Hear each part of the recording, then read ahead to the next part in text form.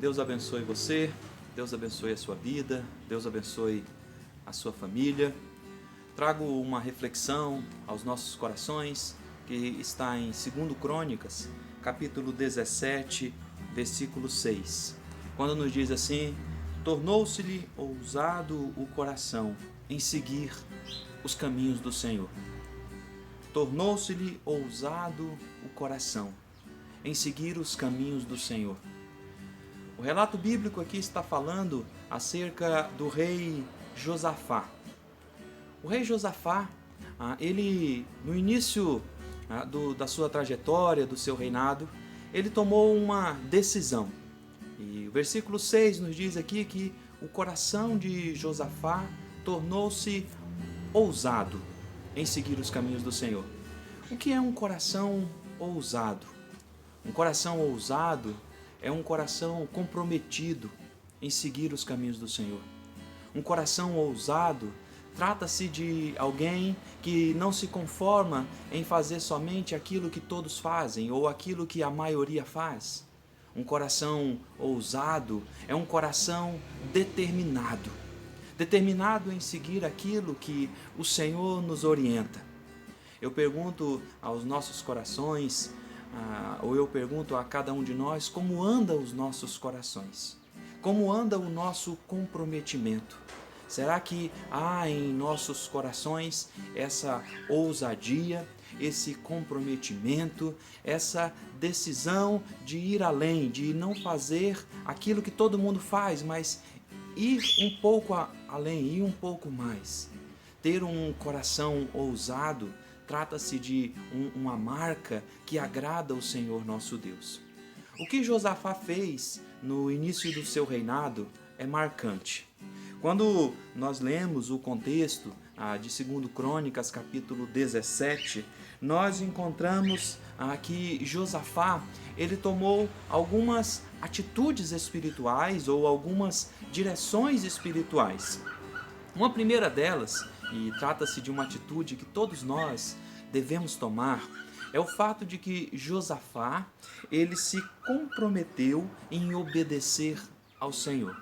Se você ler o versículo de número 3, nos diz assim: o Senhor foi com Josafá, porque andou nos caminhos de Davi, porque andou nos primeiros caminhos de Davi. O Senhor foi com Josafá, porque ele andou nos primeiros caminhos de Davi. Ou seja, o seu comprometimento em obedecer à lei de Deus, o seu comprometimento em fazer aquilo que a palavra de Deus nos orienta. Um coração ousado é um coração comprometido, um coração que está sempre a se perguntar: o que o Senhor me orienta em cada decisão ou em cada direção que eu preciso tomar em minha vida? Uma segunda estratégia espiritual de Josafá, uma segunda atitude que Josafá teve no seu reinado, foi o fato de que ele eliminou do meio do povo a adoração a outros deuses, ou a adoração aos falsos deuses. O falso culto foi colocado de lado. Se você ler comigo o final do versículo 6, nos diz assim: e ainda tirou os altos e os postes ídolos de Judá. Ou seja, toda a idolatria reinante, toda a idolatria dominante àquela época, idolatria essa que afastava o povo da presença de Deus, aquilo foi eliminado do meio do povo através da atitude de Josafá.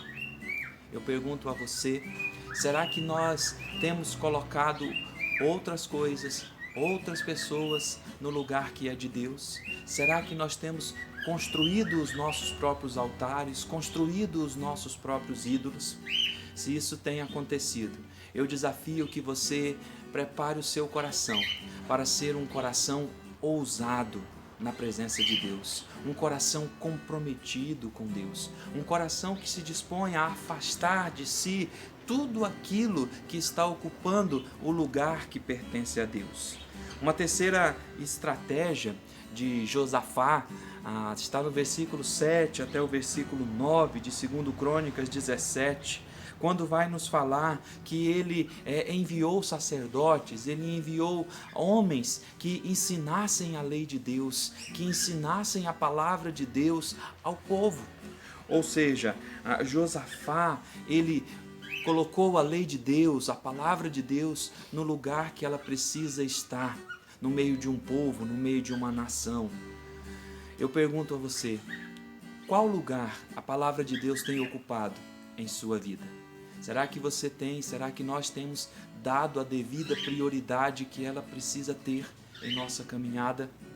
Como tem sido o seu coração? O coração de Josafá foi um coração ousado.